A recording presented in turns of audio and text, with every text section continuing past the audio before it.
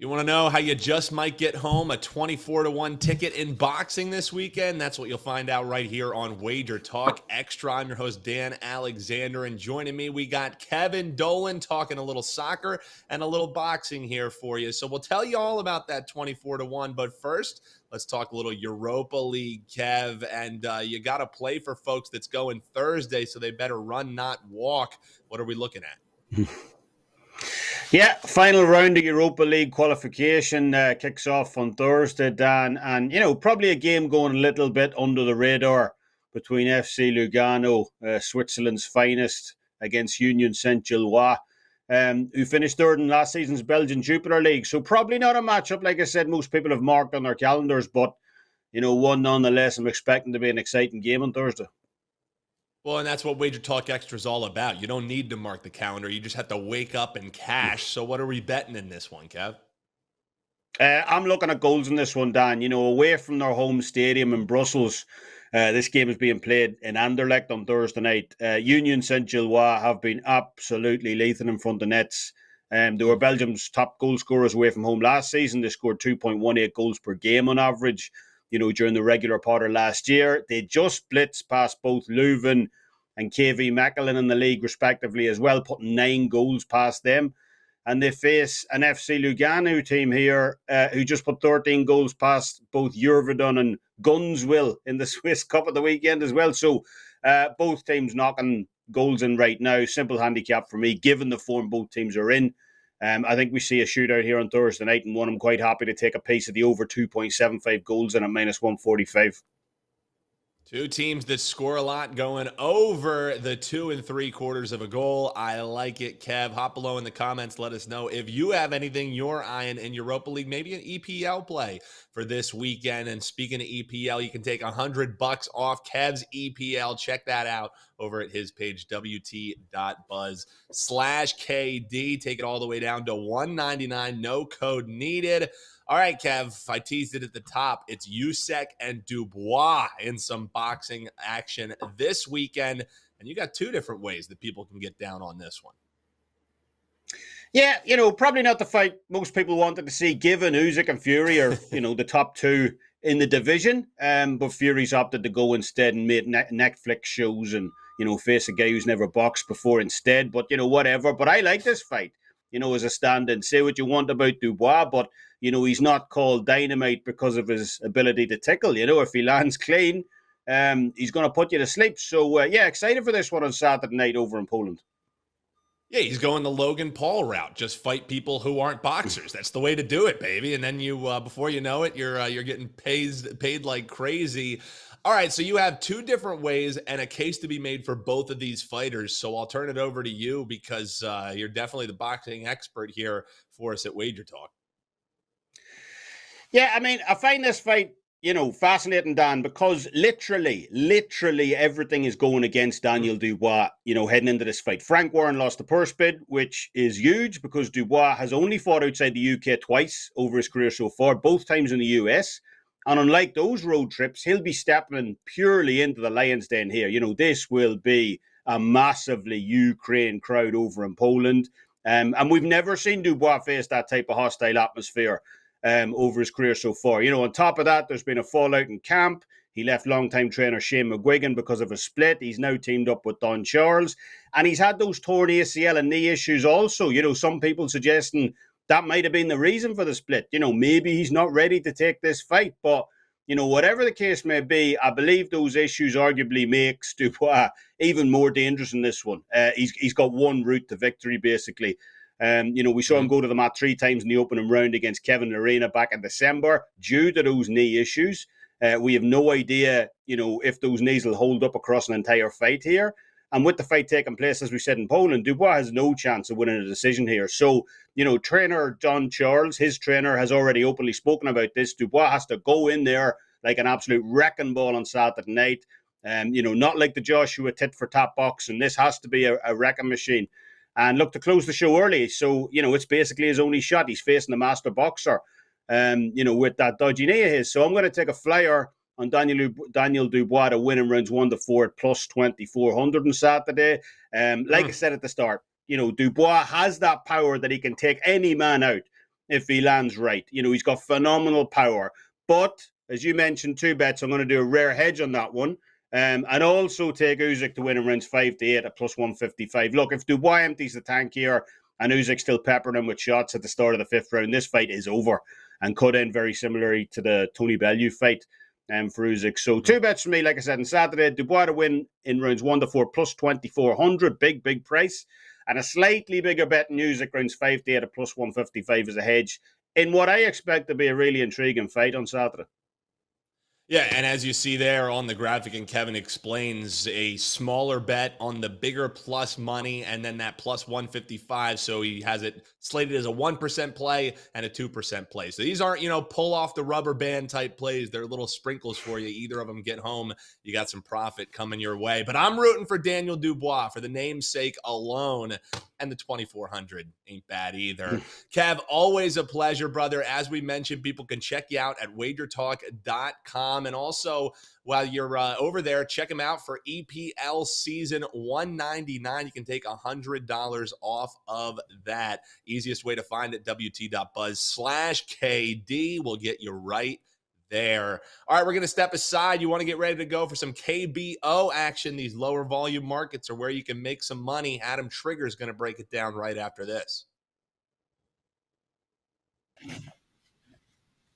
Welcome on back here on Wager Talk Extra. We got you ready to go in some soccer action, some boxing action. So naturally, it's KBO time. Talk a little Korean baseball with our man, Adam Trigger. And Trig, you have both of your pitching matchups ready to go here in this one. So tell us how you're going to be betting LG taking on Lotte here.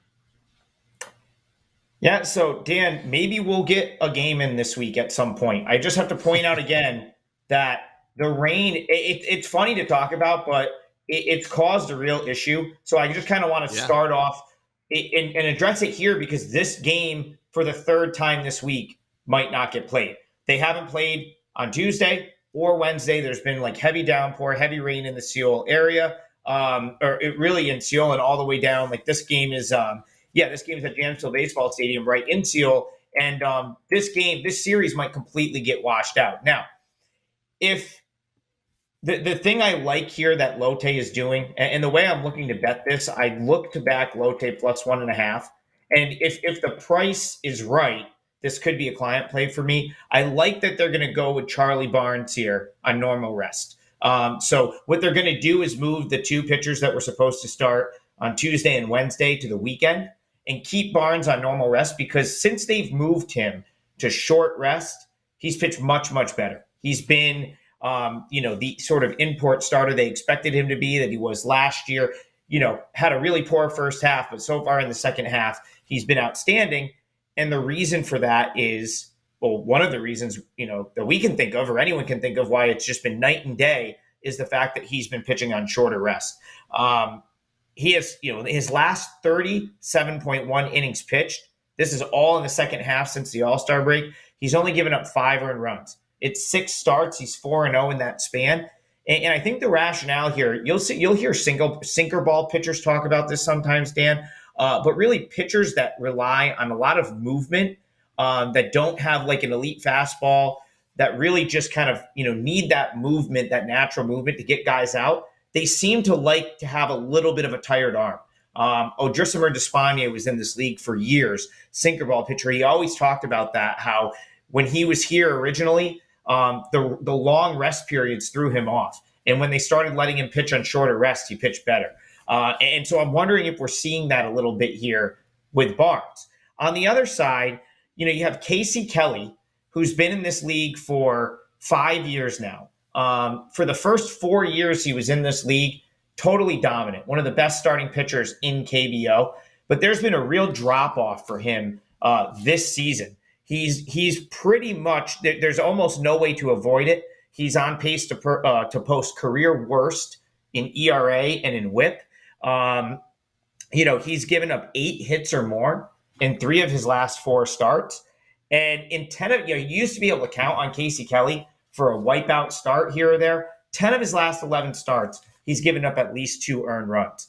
So, he's just not the guy that he's been, that we've kind of come to know and love in this league since his arrival 5 years ago. LG, their bullpen is far superior. But in this case, with no one having played since Sunday, remember, these teams have just been sitting around since Sunday. Without having played since Sunday, you're going to have Lotte with their better bullpen arms all rested. They even could potentially use one of their back-end starters that they're now not going to need this week, most likely, in a relief role here if they want to. So I really like how this sets up for Lotte. Of course, you get the extra at-bat with the road team plus 1.5. It might be too juiced up to get involved, but I would say if this is minus 135 or better when it starts to hit all the different sites, I'll probably jump in for a client play. If not, I still think it's a good look. I guess the biggest, our biggest opponent here, Dan, is going to be the rain, because it very well could be rained out for the third day in a row. But if we play this one, I do think Lotte plus 1.5 ends up getting the money. Yeah, and that's been the story of this season, man. The weather has just been a brutal thing to contend with. So great breakdown there and a good price parameter for you when the lines do come out, arming you to be ready to bet LG and Lotte. Last one you have for them. Let's talk a little Kiwoom and Doosan. And again, the caveat, if it gets played, how are we going to be betting it, Trig? So, Dan, I picked this one because this one will get played. This one's being played indoor. Excellent. I don't know why there's only one dome in Korea. I feel like they should all be playing inside at this point. But the Kiwoom Heroes play at the Gocheck Sky Dome, and so this game will go on as scheduled tomorrow. I'm going to touch on the rain again because, again, if you're handicapping this league, it's hard to get info on it. This is so important. If games are now rained out on Saturday or Sunday, as you look toward the weekend, the games that are rained out on Saturday and Sunday are going to be played on Monday. So they're just going to extend the series to Monday to make up those games. Any other games, they don't do doubleheaders in KBO, Dan. So any other games get added to the back end of the schedule. So we're looking at a pretty full 3 additional weeks on the end of the season just to get in all the games that got rained out. Kiwoom is out of it. So they're going to have the least games to make up. The Kia Tigers are going to have the most games to make up. Keep that in mind, when you're starting to see those pitching innings piled up. But Kiwoom, they're out of it, Dan. They're dead last. They've pretty much waved the white flag at this point. Couple key guys got hurt, and it's pretty much been just a throwaway year for the Heroes, who are in last, and I can't see them playing their way out of last place. But the bookmakers know that now, and it was really apparent over the weekend in the series with Lotte. There was some big prices. They were the home team there. And I mean, there was spots where Lotte was laying like $2 where you just wouldn't have expected to see that. So it's going to have to be Kiwoom or pass at this point because you're going to have very little value playing on the other side. Here's a spot where I think I would consider Kiwoom plus 1.5. Again, by the time this is widely spread out at the various books, if the plus 1.5 is playable and it's not too much juice, I think I'd have to consider giving Kiwoom a chance here. If you go back to the weekend against Lotte, they were very competitive in that series. They swept the Giants in a series where Lotte could not have been playing any better coming into that series, and Kiwoom ended up pulling off the 3-game sweep. Now, they've lost the first 2 games of this series, but they're still going out there and competing. And, at home, I feel like they have a chance to, steal one here and get out with the win. Their pitcher, Ian McKinney, he is a guy they brought over to replace Eric Jokic. He's an import starter, but, man, both Kiwoom's import players right now, I think they were kind of the budget cut version. They just brought guys over to fill the roster spots. Ian McKinney was pitching an independent ball the last couple seasons. I don't think he ever made it to the big leagues. I believe he was in the Mariners organization, never made it to the bigs. And he doesn't really belong in this league. He's gotten knocked around. ERA is over 5. But he's also not terrible. And he's had some success against Doosan particular. Even though he's lost both of his starts against Doosan, he's pitched well over the course of those 2 starts. On the other side, you're going to have Dongju Kim for Doosan. And this is a guy that he's 21 years old. Last year, he had a terrible rookie season, really just looked totally outmatched in the KBO. They bring him back this year as a starter. he kind of came out guns blazing. He was red hot first couple of months of the year. But the problem with him, Dan, is he only really has 2 pitches. And now that we're getting later into the season and teams have had exposure against him, they are kind of figuring him out. And that's really been the case of late. You know, you look at his last 6 starts, he's only managed to make it out of the 5th inning once. And he's given up an average of 3.1 runs in those starts. So really, I can't give him the edge over McKinney. And while Doosan is the better team here, Doosan had, since the All-Star break has been down there in terms of the worst teams in the league since the break. This was a team that was red hot in June and really hasn't been able to sort of get that same traction post All-Star break. So I think Doosan's a little overvalued here, just specifically because their Kiwoom, the market is so sort of the other way against them at this point. It's kind of known that they're going to finish last. It's known that they've sort of, are operating without guys like Jung Ho Lee, Eric Jokic, that were expected to be their best players this year. But they still have to play the games, and there's still going to be 9 guys going out there trying to win a game. We saw them win against Lotte over the weekend, and I would not be surprised if they are competitive in this one. So I'll say Kiwoom plus 1.5. Won't be surprised if the Heroes get the win, but I do think this one could at least stay within that run cushion. Grabbing the 1.5, and maybe a case to be made for a little money line sprinkle there on the Kiwoom Heroes as they take on the Doosan Bears. That's my man Adam Trigger. Check him out, wt.buzz/AT, with football season right around the corner. That is a link you're going to want to have saved. That is for sure. And that's going to do it here. Another edition of Wager Talk Extra rolling to a close. We appreciate you tuning in. And if you want some more actionable info, you don't have to go anywhere, because all the tools you need to bet all the sports you love are just a click away right here on Wager Talk TV.